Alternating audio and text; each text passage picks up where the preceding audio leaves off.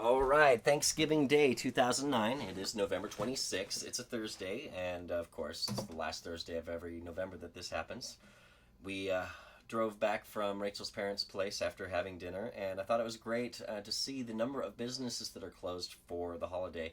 You know, that much is really cool. I can get behind the idea of family get togethers, and I can get behind the idea of being thankful for things and having things to be thankful for.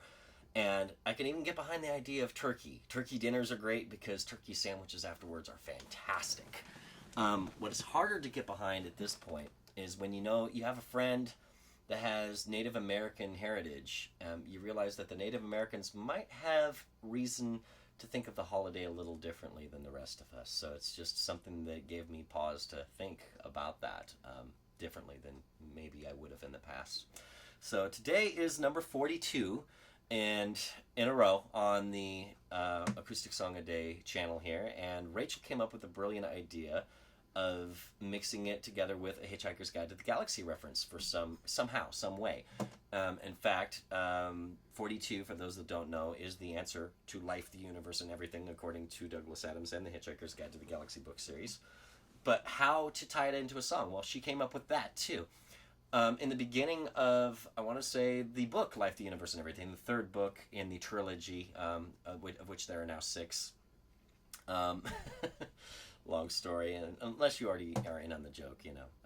But in the beginning of book 3, he mentions Paul Simon and One Trick Pony, the soundtrack, as being something that really helped him through the writing of the book, and it is also one of my favorite albums. So I have a great story, I think, about One Trick Pony and Douglas Adams. I had the rare privilege to meet him when he came to Spokane for the book reading of Mostly Harmless, the 5th book.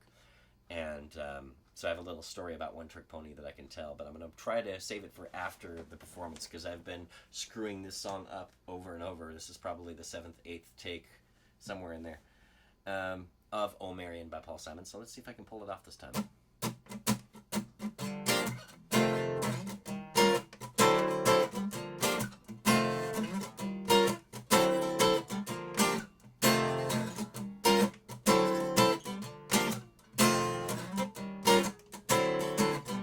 Got brains, he just don't use them, that's all. Boys got brains, he just refuse to use them, and that's all. He says the more I get to thinking, the less I tend to laugh. Boys got brains, he just abstains.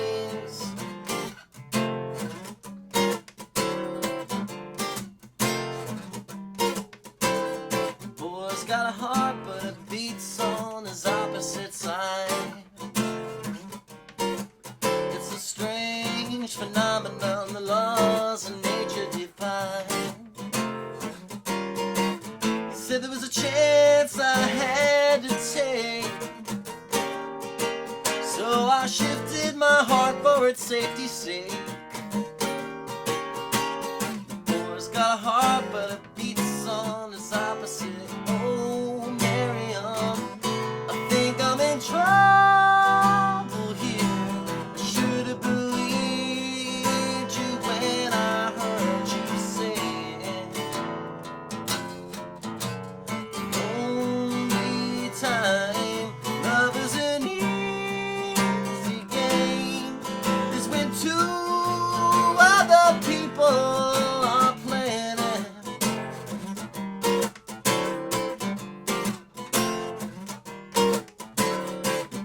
Got a voice, but the voice is his natural disguise.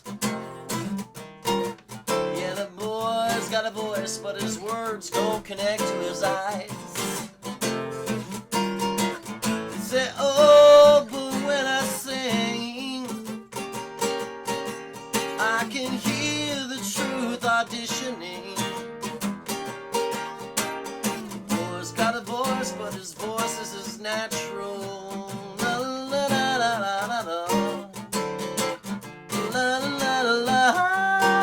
It's like ba la la la, ba la la la la.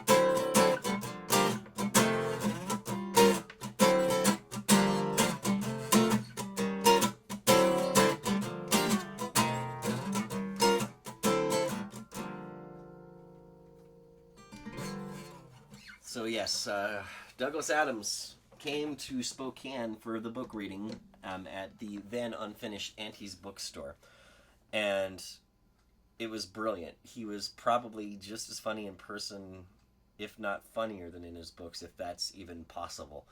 Um, it was cool because seriously, Paul Simon's One Trick Pony really was one of my favorite albums growing up as well, and I thought it was cool that he liked it so much, and I thought, well, let's go ahead and make him a copy of the album just in case his other one runs out or gets worn out. And so I presented it to him, and he thanked me, and he confided in me that I was not the only one that had done that, that there were other thoughtful fans who had, in fact, provided him with copies of One Trick Pony just in case his copy wore out. And he made a clever remark about how he had thought it would have been great had he talked about one of his favorite cars instead, perhaps a Mercedes or something.